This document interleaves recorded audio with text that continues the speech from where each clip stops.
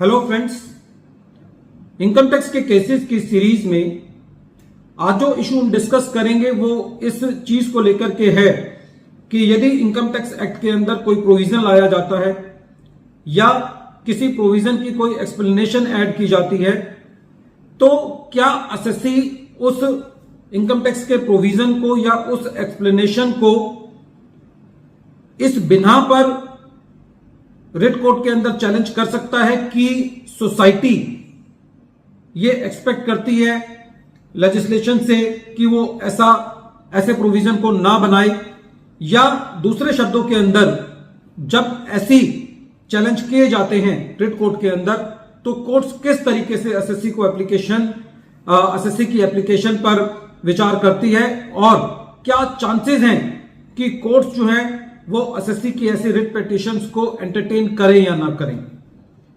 यही चीज present case IFGL refractories limited and another versus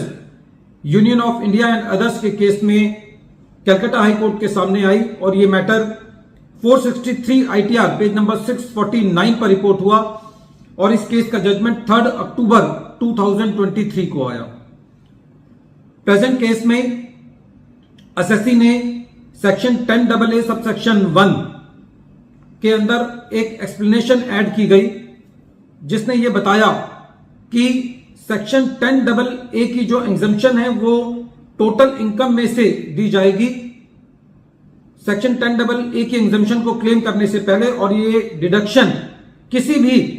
हालात के अंदर टोटल इनकम से एक्सीड नहीं करेगी। एसएससी ने इस एक्सप्लेनेशन को चैलेंज किया कि ये अल्ट्रा वायरस है। Section 10AA special provision in respect of newly established units in special economic zones के बारे में बात करता है। जब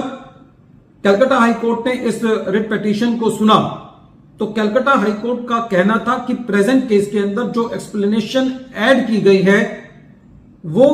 किसी इनवैलिड लॉ को वैलिडेट नहीं करती, वो कोई नया टैक्स इंपोज नहीं करती, वो किसी भी नई टैक्स को इलीगली या किसी और तरीके से नहीं ला रही, या ये जो एक्सप्लेनेशन ऐड की गई है वो कोई नया कंप्यूटेशन ऑफ मेथड एसएससी को नहीं दे रही है। कोर्ट का यह कहना था कि जब कभी भी कोई एक्सप्लेनेशन ऐड की जाती है किसी प्रोविजन के अंदर तो उसका जो मेन मकसद होता है वो मेन एक्ट को या उसके मीनिंग को एक्सप्लेन करना होता है, और जो एक्सप्लेनेशन का जो मेन मकसद होता है वो मेन प्रोविजन को एक कंसिस्टेंट बनाना होता है, उसको क्लेरिफाई करना होता है, और जो एक्सप्लेनेशन होती है वो मेन प्रोविजन को एक एडिशनल सपोर्ट देती है। कोर्ट ने यह कहा कि प्रेजेंट केस के अंदर जो एक्सप्लेनेशन है वो